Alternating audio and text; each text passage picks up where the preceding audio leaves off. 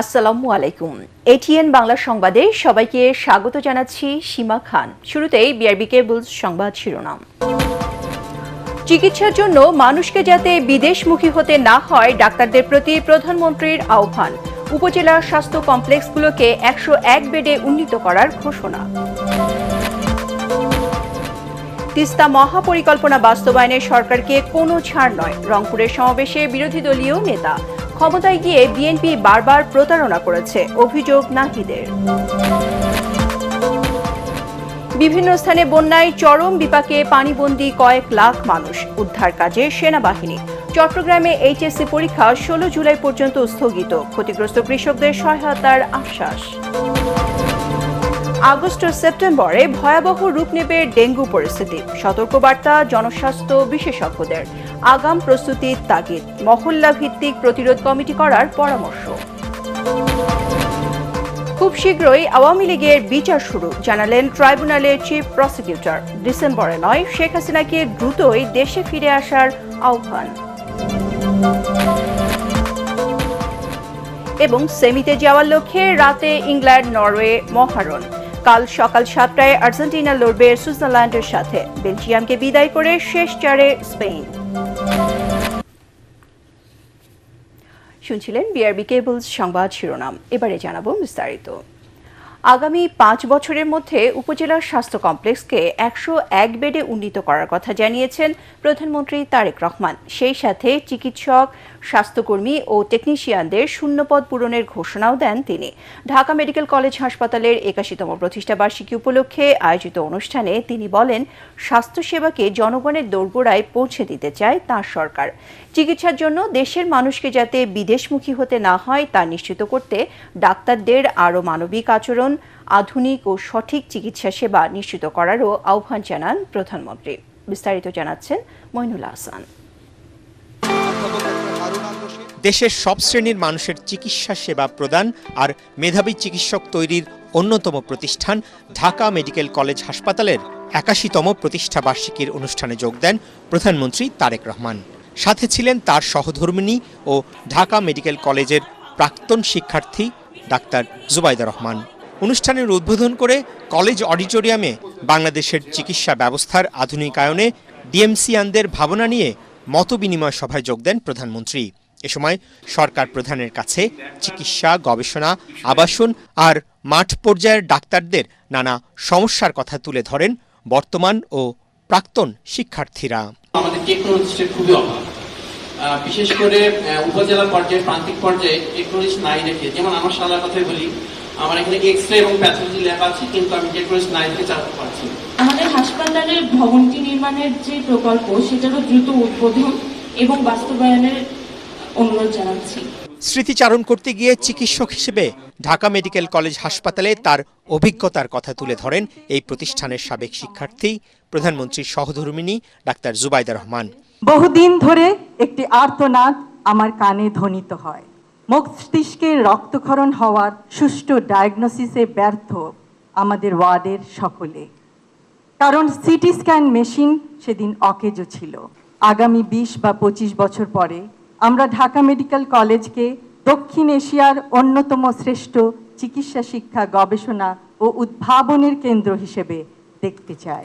52-এর ভাষা আন্দোলন, মহান মুক্তিযুদ্ধ থেকে শুরু করে বাংলাদেশের প্রতিটি আন্দোলন সংগ্রামে এই প্রতিষ্ঠানের গৌরবোজ্জ্বল ভূমিকা স্মরণ করিয়ে দিয়ে প্রধানমন্ত্রী তারেক রহমান বলেন, ঢাকা মেডিকেল কলেজ বাংলাদেশের ইতিহাসের জীবন্ত সাক্ষী। জুলাই আন্দোলনে কিভাবে সেদিন আহত শহীদ মানুষগুলোর পাশে তারা দাঁড়িয়েছিলেন, চিকিৎসা দিয়েছিলেন। এখান থেকে আমরা শিক্ষক, গবেষক, সমাজ নেতা, মুক্তিযোদ্ধা, এইরকম অনেক মানুষকে তৈরি করিয়েছি আমরা।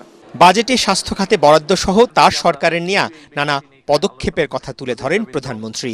নেক্সট 5 ইয়ার্সের মধ্যে আমরা এটা জিডিপি টোটাল বাজেটের আমরা হেলথ খাতে বরাদ্দ 5% নিয়ে যেটা আমাদের পরিকল্পনা আছে। সরকার বিভিন্ন চিকিৎসা সামগ্রী, কয়েকটি ক্ষেত্রে বেশ ব্যয় কমানোর চেষ্টা করেছে, বিভিন্নভাবে ট্যাক্স, ডিউটি, ভ্যাট এগুলা বিভিন্নভাবে কমিয়ে নিয়ে এসে, উঠিয়ে নিয়ে এসে চিকিৎসকদের শূন্য পদ পূরণ, তৃণমূল পর্যায়ে মানুষের স্বাস্থ্যসেবা নিশ্চিত করতে উপজেলা স্বাস্থ্য কমপ্লেক্সকে 101 বেডে উন্নীতকরণে তার সরকারের পরিকল্পনা নিয়ে কথা বলেন সরকার প্রধান। এই 51 বেডের যে হসপিটাল উপজেলা পর্যায়ে, এইবার বিএনপি সরকার এই 51 থেকে বাড়িয়ে এটাকে 101 বেডে নিয়ে যেতে চাইছি। আমরা সারা বাংলাদেশে 5টা শিশু হাসপাতাল, এগুলা বিল্ডিংগুলা তৈরি হয়েছিল বহু বছর যাবত পড়ে আছে বিল্ডিংগুলা, আমরা এগুলাকে দ্রুত চালু করার ব্যবস্থা করছি আমরা, এগুলা যাতে বাচ্চারা সাপোর্টগুলা পায়। দেশেই যাতে সর্বাধুনিক চিকিৎসা সেবা নিশ্চিত করা যায় তারও তাগিদ দেন তারেক রহমান। লক্ষ লক্ষ মানুষ বিদেশে যাচ্ছেন চিকিৎসা করাতে,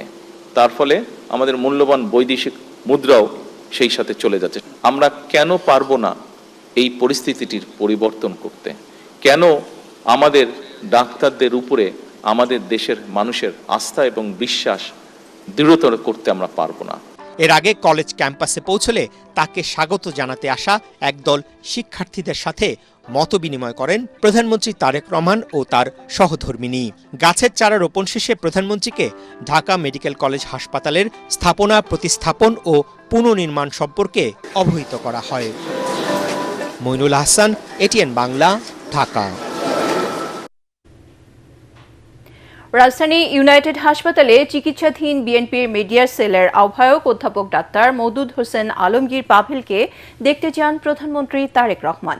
এ সময় মওদুদ হোসেন আলমগীর পাভেলের শারীরিক অবস্থা ও চিকিৎসার খোঁজ খবর নেন প্রধানমন্ত্রী।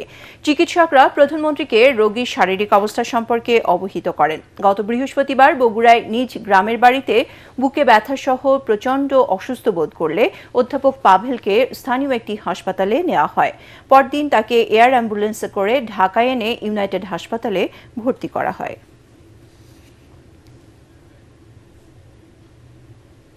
শুধু কথার ফুলঝুরি নয়, তিস্তা মহাপরিকল্পনা বাস্তবায়নে সরকারকে কার্যকরী পদক্ষেপ নিতে হবে বলে জানিয়েছেন বিরোধী দলীয় নেতা ও জামায়াত ইসলামীর আমির ডাক্তার শফিকুর রহমান। রংপুর জেলা স্কুল মাঠে বিভাগীয় সমাবেশে একথা বলেন তিনি। গণভোটের রায় বাস্তবায়নে এদেশ থেকে স্বৈরাচারকে চিরতরে বিতাড়িত করা হবে বলেও জানান বিরোধী দলীয় নেতা। সারা দেশে বিরোধী দলীয় চিফ হুইপ এনসিপির আহ্বায়ক নাহিদ ইসলাম বলেন, বিএনপির ইতিহাস প্রতারণার ইতিহাস। তারা যতবার ক্ষমতায় এসেছে জাতির সাথে প্রতারণা করেছে। ইহসানুল গনি স্বজনের ক্যামেরায় বিস্তারিত জানাচ্ছেন খায়রুল ইসলাম। গণভোটের রায় ও তিস্তা মহাপরিকল্পনা বাস্তবায়নে কার্যকর ব্যবস্থা গ্রহণ, সীমান্ত হত্যা ও পুশিন বন্ধ এবং জনদুর্ভোগ নিরসনের দাবিতে দেশব্যাপী পূর্বঘোষিত কর্মসূচি অনুযায়ী রংপুর জেলা স্কুল মাঠে বিভাগীয় সমাবেশ করে 11 দলীয় ঐক্য। এতে অংশ নেয় বিভাগটির কয়েকটি জেলার লক্ষাধিক কর্মী সমর্থক। ঘণ্টার পর ঘণ্টা তারা বৃষ্টিতে ভিজে নেতৃবৃন্দের কথা শোনেন। রংপুরকে অন্য কোন বিদেশি দাবিদার। সমাবেশে 11 দলের নেতারা অভিযোগ করেন, জুলাইয়ের সাথে প্রতারণা করছে সরকার। এই সংস্কার আমরা চাই, মানবতার বাংলাদেশ চাই। আপনারা কি মানবতার বাংলাদেশ চান? সুশাসন চান? আপনারা তাদের স্বাধীনতার আকাঙ্ক্ষাকে নিভিয়ে দিতে পারবেন না। যদি চেষ্টা করেন, আবার মুগ্ধরা ফিরে আসবে, আবার আবু সাঈদরা ফিরে আসবে, আবার নহিয়ানরা ফিরে আসবে। বিরোধী দলীয় চিফ হুইপ ও জাতীয় নাগরিক পার্টি এনসিপির আহ্বায়ক নাহিদ ইসলাম বলেন, সরকার যদি সীমান্তে পুশিন ও হত্যা বন্ধ করতে না পারে তাহলে দল থেকে জাতীয়তাবাদী নাম তুলে ফেলতে হবে। দিল্লিকে স্ট্রং ভাবে মেসেজ দিতে হবে এই সরকারের। শেখ হাসিনা সেখানে বসে দেশকে অস্থিতিশীলতা করছে। এদেশের ফ্যাসিস্ট মিডিয়ার দোসরেরা সেই সকল তথ্য প্রচার করছে। বাংলাদেশের জনগণ এটা মেনে নেবে না। অন্যদিকে বিরোধী দলীয় নেতা ও জামায়াত ইসলামীর আমির ডাক্তার শফিকুর রহমান বলেন, সরকার প্রধান এই রংপুরের এক সমাবেশে গণভোটের পক্ষে হ্যাঁ ভোট চাইলেও এখন তা বাস্তবায়নে টালবাহানা করছেন। বাংলাদেশের একটা জায়গায় শুধু দাঁড়িয়ে বর্তমান প্রধানমন্ত্রী বলেছিলেন ভোট দিবেন দুটো, একটি আমার দলকে আর একটি গণভোটে হা। তিনি প্রথমটা রক্ষা করেছেন, দ্বিতীয়টা তিনি রক্ষা করেন নাই। শীঘ্রই তিস্তা মহাপরিকল্পনা বাস্তবায়নে কার্যকরী পদক্ষেপ গ্রহণে সরকারের প্রতি দাবি জানান তিনি। তিস্তা নিয়ে এই বাজেটে 10 টাকারও কোনো অ্যালোকেশন নেই। আমরা আর কথার ফুলঝুরি শুনতে চাই না, দেখতে চাই না। আমরা বাস্তব পদক্ষেপ দেখতে চাই। গণভোটের রায় বাস্তবায়নের মধ্য দিয়ে এ দেশ থেকে স্বৈরাচারকে চিরতরে বিতাড়িত করা হবে বলেও জানায় বিরোধী দলীয় নেতা। গণভোটের রায় ও তিস্তা মহাপরিকল্পনা বাস্তবায়নে কার্যকরী পদক্ষেপ সহ 4 দফা দাবিতে রংপুর জেলা স্কুল মাঠে বিভাগীয় সমাবেশ করেছে 11 দলীয় ঐক্য। এ সময় বক্তারা বলেন, গণভোটের রায় না মানলে সরকারকে এর খেসারত দিতে হবে। সেই সাথে জুলাই সনদ বাস্তবায়নে দেশের জনগণকে আবারও আন্দোলনে নামার আহ্বান জানান তারা। খায়রুল ইসলাম, এটিএন বাংলা, রংপুর। ভারী বর্ষণ, পাহাড়ি ঢল আর জোয়ারের পানিতে চট্টগ্রাম ও কক্সবাজারে বন্যা পরিস্থিতি অপরিবর্তিত রয়েছে। চরম বিপাকে 5 লক্ষাধিক পানিবন্দী মানুষ। সাঙ্গু, মাতামুহুরী, মনু, খোয়াই ও কুশিয়ারা নদীর পানি বিপদসীমার ওপর দিয়ে প্রবাহিত হচ্ছে। আশ্রয় কেন্দ্রগুলোতে প্রশাসন এবং সেনাবাহিনী ত্রাণ সহায়তা দিচ্ছে। তবে খাগড়াছড়িতে বন্যা পরিস্থিতির উন্নতি হলে যোগাযোগ বিচ্ছিন্ন রয়েছে বান্দরবান। ভারত থেকে আসা পানিতে সিলেট ও সুনামগঞ্জে নতুন করে বন্যার আশঙ্কা সৃষ্টি হয়েছে। এদিকে কুমিল্লায় কৃষিমন্ত্রী জানান, বন্যায় ক্ষতিগ্রস্ত কৃষকদের সহায়তা দেবে সরকার। প্রতিনিধিদের পাঠানো তথ্যচিত্রে সাজ্জাদ জাহানের রিপোর্ট। কয়েকদিনের টানা বৃষ্টি আর উজানের ঢলে সাঙ্গু, মাতামুহুরী, মনু, খোয়াই ও কুশিয়ারা নদীর পানি বিপদসীমার উপর দিয়ে প্রবাহিত হচ্ছে। চট্টগ্রাম, কক্সবাজার 3 পার্বত্য জেলা ও হবিগঞ্জে পানিবন্দী হয়ে পড়েছে 5 লাখের বেশি মানুষ। চট্টগ্রামের সাতকানিয়া, বাঁশখালী, লোহাগাড়া ও চান্দনাইশ উপজেলায় বন্যা পরিস্থিতি ভয়াবহ রূপ নিয়েছে। অধিকাংশ এলাকা এখনো পানির নিচে। 8 দিন ধরে পানি তলই ফাউটাও গা হয়ে গেছে। ঘরের মাঝে কোনো আনা দানাও করণ জানা। দুর্যোগ মোকাবেলায় চট্টগ্রামের সব সরকারি কর্মকর্তা কর্মচারীর ছুটি বাতিল করেছে জেলা প্রশাসন। খোলা হয়েছে কন্ট্রোল রুম।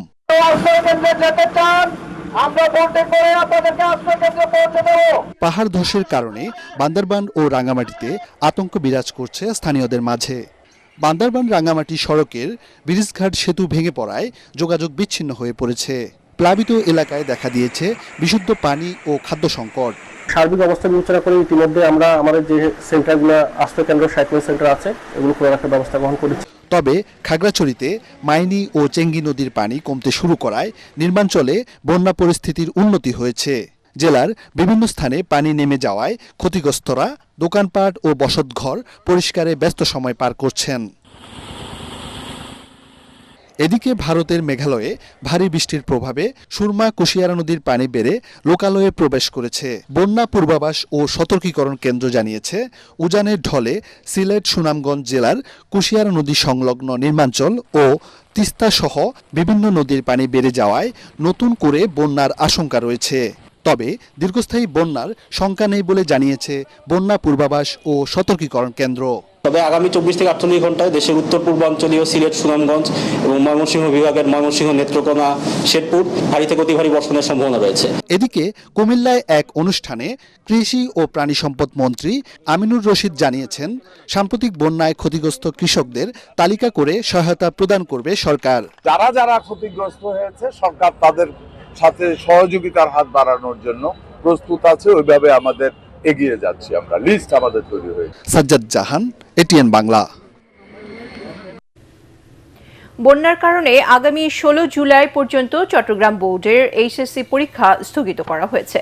বিকেলে প্রধানমন্ত্রী কার্যালয়ে ব্রিফিংয়ে একথা জানান উপদেষ্টা ও প্রধানমন্ত্রী কার্যালয়ের মুখপাত্র মাহদি আমিন। তিনি জানান, প্রধানমন্ত্রী তারেক রহমানের নির্দেশে বন্যা কবলিত এলাকার মানুষকে উদ্ধার, ত্রাণ সহযোগিতায় সমন্বিত উদ্যোগ নেওয়া হয়েছে। দুর্গত মানুষের সহায়তায় পানিবাহিত রোগ নিয়ন্ত্রণ ও 2 কোটি টাকার আর্থিক সহায়তার কথাও জানান মাহদি আমিন। তরিক ইসলামের রিপোর্ট।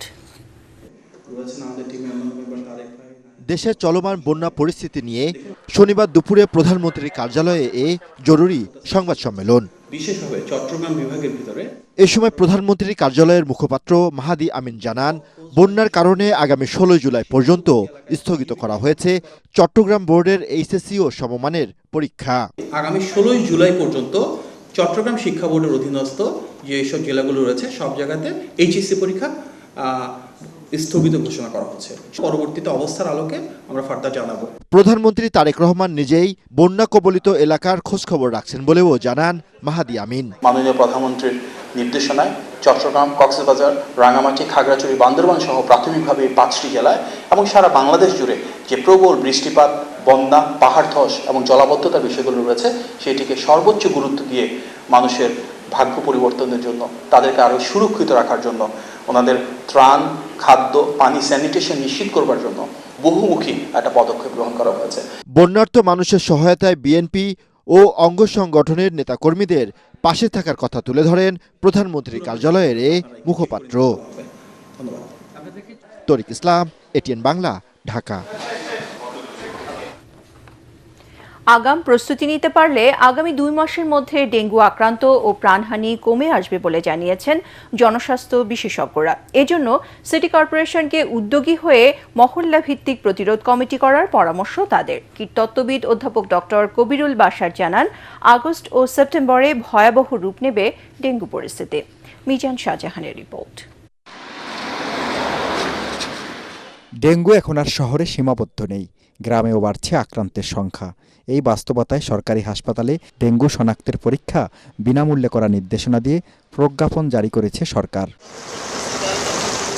থেমে থেমে বৃষ্টির কারণে এডিস মশার বংশবিস্তার বাড়বে বলে আশঙ্কা কীটতত্ত্ববিদদের, যার চূড়ান্ত বহিঃপ্রকাশ দেখা যাবে আগামী 3 সপ্তাহ পর।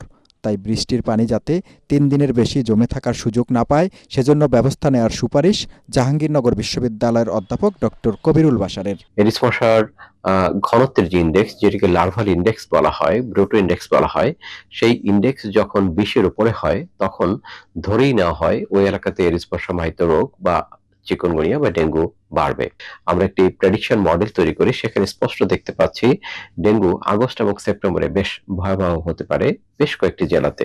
যেটি করণীয় সেটি হচ্ছে এডিস মশার যে প্রজননস্থল, এই প্রজননস্থল ধ্বংসের কার্যক্রমটা ব্যাপকভাবে চালাতে হবে। জনস্বাস্থ্য বিশেষজ্ঞরা বলছেন, সমন্বিত উদ্যোগেই পারে ডেঙ্গুর ভয়াবহতা রুখে দিতে। এজন্য স্থানীয় বাসিন্দাদের সম্পৃক্ত করে অভিযান জোরদারের তাগিদ এই গবেষকের। ডেঙ্গু প্রতিরোধের ক্ষেত্রে শুধুমাত্র সরকারের দিকে তাকিয়ে থাকলে চলবে না। প্রতিটা পাড়া এবং মহল্লায় একটা কমিটি করতে হবে, ডেঙ্গু প্রতিরোধ কমিটি। আমাদের নিজেদের ঘর থেকে যদি আমরা পরিষ্কার পরিচ্ছন্ন অভিযান চালাই এবং মহল্লা যদি অভিযান চালাই, তাহলে পুরা মহল্লা এবং আশেপাশে সব জায়গায় পরিষ্কার থাকবে। এডিস মশা জমে থাকা সব ধরনের পানিতে বংশবিস্তার করে। পানি জমা বন্ধ করতে খোলা স্থানে পড়ে থাকা সব পাত্র অপসারণ ও মশা মারতে কার্যকর ঔষধ আমদানির পরামর্শ বিশেষজ্ঞদের। মিজান শাহজাহান, এটিএন বাংলা, ঢাকা। খুব শীঘ্রই আন্তর্জাতিক অপরাধ ট্রাইব্যুনালে দল হিসেবে আওয়ামী লীগের বিচার শুরু হবে বলে জানিয়েছেন chief prosecutor Aminul Islam. December নয়, দ্রুতই শেখ হাসিনাকে দেশে ফিরে আসার আহ্বান জানান তিনি। রাজধানীতে জুলাই স্মৃতি ফাউন্ডেশনের আলোচনা সভায় তিনি এসব কথা বলেন। এ সময় আহত জুলাই যোদ্ধারা অভিযোগ করেন, জুলাইকে দলীয়করণের অপচেষ্টা চলছে। মিজান শাহজাহানের আরেকটি রিপোর্ট। জুলাইয়ের থিম সং প্রকাশ উপলক্ষে এই অনুষ্ঠানের আয়োজন করে জুলাই স্মৃতি ফাউন্ডেশন। এ সময় আহত জুলাই যোদ্ধারা বলেন, তাদের নিয়ে ব্যবসা করার চেষ্টা করছে কোনো কোনো মহল। আমার স্বপ্নের বাংলাদেশ এখনো গঠিত হইতে পারে নাই। বিএনপির হইলে আমি চিন্মৈত্রীতে ইনভাইটেশন পাবো, না হলে পাবো না, জামাতের হলে পাবো, না হলে এটা হইতেই পারে না। আমরা এইগুলো মনে করে রাস্তায় নামি নেই। জুলাই চেতনাকে ধ্বংস করতে চায়, মূল নীতিকে নষ্ট করতে চায়, তাদের বিরুদ্ধে আমাদের হুঁশিয়ারি একটাই, রক্ত যখন দিয়েছি রক্ত আরো দেব, ইনশাআল্লাহ এই দেশে মানুষকে মুক্ত করে ছাড়বো ইনশাআল্লাহ। সংস্কার ইস্যুটি পাশ কাটিয়ে যাওয়ায় জুলাই চেতনা ব্যর্থ হতে বসেছে বলে অভিযোগ করেন জামাতের সেক্রেটারি জেনারেল অধ্যাপক মিয়া গোলাম পরোয়ার। আজকে পার্লামেন্টে যাওয়ার সুযোগ পেয়ে আমরা তা ভুলতে বসেছি। গুরুত্বপূর্ণ সাংবিধানিক পরিবর্তনে আমাদের মধ্যে ভিন্ন মত তৈরি হয়েছে। জুলাইকে গালি দেওয়ার দায় রাষ্ট্রের দাবি করে সাবেক চিফ প্রসিকিউটর তাজুল ইসলাম বলেন, শেখ হাসিনার জন্য ফাঁসির দড়ি অপেক্ষা করছে। তাদের আস্ফালনটা এমন পর্যায়ে গিয়ে পৌঁছেছে যে আজকে তারা হুমকি দেয়, এত তারিখে ফেরত আসবো, অত তারিখে ফেরত আসবো, এবং ফেসবুকে সোশ্যাল মিডিয়াতে জুলাই সিডিআই লিখে তারা ভরে ফেলছে। এই ব্যর্থতা সামগ্রিকভাবে আমাদের রাষ্ট্রের। ফাঁকা বলি না দিয়ে দ্রুত শেখ হাসিনাকে দেশে ফেরার আহ্বান জানান চিফ প্রসিকিউটর আমিনুল ইসলাম। ডিসেম্বরে আসবেন না জানুয়ারি মাসে আসবেন, এইটা আপনার ব্যাপার, এইটা আপনার ব্যাপার, কিন্তু আপনাকে তো আমরা কালকেই চাই। তদন্ত চলছে, বিচার নিয়ে হতাশ না হওয়ার অনুরোধ জানান রাষ্ট্রপক্ষের এই আইনজীবী। মিজান শাহজাহান, এটিএন বাংলা, ঢাকা। এক বছরে সামাজিক যোগাযোগ মাধ্যম থেকে 20,000 আপত্তিকর কন্টেন্ট অপসারণ ও 26,000 জুয়ার সাইট বন্ধ করা হয়েছে বলে জানিয়েছেন বিটিআরসি চেয়ারম্যান অবসরপ্রাপ্ত মেজর জেনারেল ইমদাদুল বারী। রাজধানীতে বিতর্ক প্রতিযোগিতায় তিনি আরও বলেন, তরুণদের টার্গেট করে এসব সাইট পরিচালিত হচ্ছিল। এ সময় ডিবেট ফর ডেমোক্রেসি চেয়ারম্যান ও এটিএন বাংলার পরিচালক বার্তা হাসান আহমেদ চৌধুরী কিরণ বলেন, অসাধু চক্র সামাজিক মাধ্যমের অপব্যবহার করে সমাজে অস্থিরতা ছড়াচ্ছে, যা দ্রুত বন্ধ করা প্রয়োজন। ইমদাদুল্লাহ বাবুর রিপোর্ট। আজ সোশ্যাল মিডিয়ার অপব্যবহার এমন এক পরিবেশ তৈরি করছে যা সরাসরি বাস্তব সমাজে সোশ্যাল মিডিয়ার অপব্যবহারের কারণে সামাজিক অস্থিরতা বাড়ছে বিষয়ে বিতর্ক প্রতিযোগিতার আয়োজন করে ডিবেট ফর ডেমোক্রেসি। তবে সোশ্যাল মিডিয়ার অপব্যবহারের কারণে সামাজিক অস্থিরতা বৃদ্ধি পাচ্ছে, এই প্রস্তাবটি যেন কোনোভাবে গৃহীত না হয়। এ সময় অনুষ্ঠানের সভাপতি হাসান আহমেদ চৌধুরী কিরণ বলেন, মত প্রকাশের স্বাধীনতার নামে জনপ্রিয় এই মাধ্যমের অপব্যবহার বেড়েছে। মত প্রকাশের স্বাধীনতা অর্থ এটি নয় একটি অসাধু গোষ্ঠী, একটি কুচক্রী মহল একটি ভুয়া পোস্টের মাধ্যমে একটা অপব্যবহারে লিপ্ত হয়ে দেশে সহিংসতা তৈরি করবে, দেশে বিশৃঙ্খলা তৈরি করবে, আইনের যে শ্রদ্ধাশীল সে জায়গাটাকে তারা বিচ্ছিন্ন করবে। মিথ্যা গুজব ও বানোয়ার তথ্য প্রচারের কারণে মাধ্যমে তারা সামাজিক, রাজনৈতিক ও ধর্মীয় সম্প্রীতি বিনষ্ট করবে। এটি কিন্তু কোনোভাবে মত প্রকাশের স্বাধীনতা হতে পারে না। প্রধান অতিথির বক্তব্যে বিটিআরসির চেয়ারম্যান অবসরপ্রাপ্ত মেজর জেনারেল ইমদাদুল বারী বলেন, সোশ্যাল মিডিয়ার অপব্যবহার বন্ধে কাজ করছে সরকার। মেটা, গুগল, এই ইউটিউব ইত্যাদি কেউই আমাদের লাইসেন্সই না বা সরাসরি আইনগতভাবে আমাদের আন্ডারে না। আমরা চেষ্টা করছি যেন দুইটার মাঝখানে ফাঁক আস্তে আস্তে কমতে থাকে, সেটা চেষ্টা করা, কিন্তু তার মানে যে এখনো ফাঁক নাই তা না। ডিজিটাল ওয়ার্ল্ডে সমস্ত স্মৃতি মানে অক্ষয় স্মৃতি। সো আজকের তারুণ্যের যে ভুলগুলো আছে অনলাইনে আমরা করছি, এটা সারা জীবন আমাদেরকে তাড়া করে ফিরবে। ব্যক্তি যদি তার দায়িত্ব নেয়, আমার মনে হয় এটাই হচ্ছে সবচেয়ে বেশি কার্যকর হবে। সামাজিক যোগাযোগ মাধ্যম ব্যবহারে সবার সচেতনতা প্রয়োজন বলেও মন্তব্য করেন তারা। বিয়ে বাণিজ্যের নামে সোশ্যাল মিডিয়ার অপব্যবহার করে আমরা দেখি মিথ্যা গুজব, অপতথ্য, নোংরা, অরুচিকর কন্টেন্ট সেখানে করা হচ্ছে। আমি বিটিআরসি কে এই বিষয়ে আরো বেশি তৎপর হওয়ার জন্য, কঠোর হওয়ার জন্য অনুরোধ করব। অনলাইন জুয়ার আসক্তি কিন্তু খুব বেশি করে বেড়ে যাচ্ছে, এতে অনেকে নিঃস্ব হয়ে যাচ্ছে। অনলাইন জুয়া বন্ধে যে আইন জাতীয় সংসদে সম্প্রতি পাশ হয়েছে, তার জন্য আমি সরকার, বিরোধী দল সকলকে আমি ধন্যবাদ জানাতে চাই। 2025 সালে এলন জানুয়ারি থেকে ডিসেম্বর পর্যন্ত অপরাধমূলক যে কন্টেন্ট আছে প্রায় 20,000 কন্টেন্ট বন্ধ করার ইয়ে করেছি। এর পাশাপাশি জুয়ার জন্য আরো 26,000 আমাদেরকে বন্ধ করতে হয়েছে। এরকম ভয়াবহ একটা অবস্থা। অনলাইনে কোনো যদি অপরাধ করা হয়, এর জন্য প্রথম যে এজেন্সি যেটা এটা দেখবে ওটা হচ্ছে ল এনফোর্সমেন্ট এজেন্সি। প্রতিযোগিতায় মানারাত ইন্টারন্যাশনাল ইউনিভার্সিটিকে হারিয়ে স্ট্যামফোর্ড ইউনিভার্সিটি বাংলাদেশের বিতার্কিকরা বিজয়ী হন। ইমদাদুল্লাহ বাবু, এটিএন বাংলা, ঢাকা। এবারে আন্তর্জাতিক সংবাদ।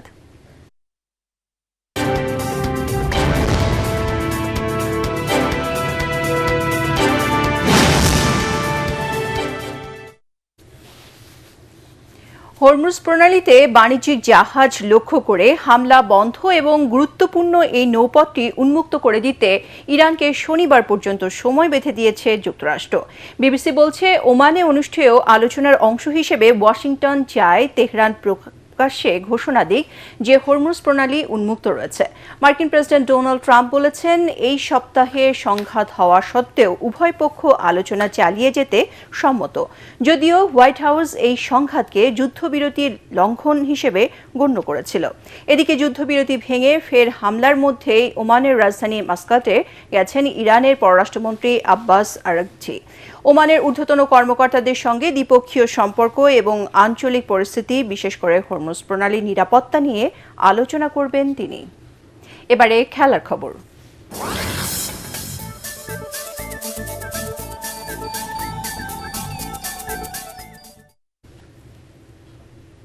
সিরিজের তৃতীয় ও শেষ ওয়ানডে ম্যাচে দুই ওপেনার সৌম্য সরকার ও তানজিদ হাসান তামিমের 50-তে জয়ের পথে বাংলাদেশ।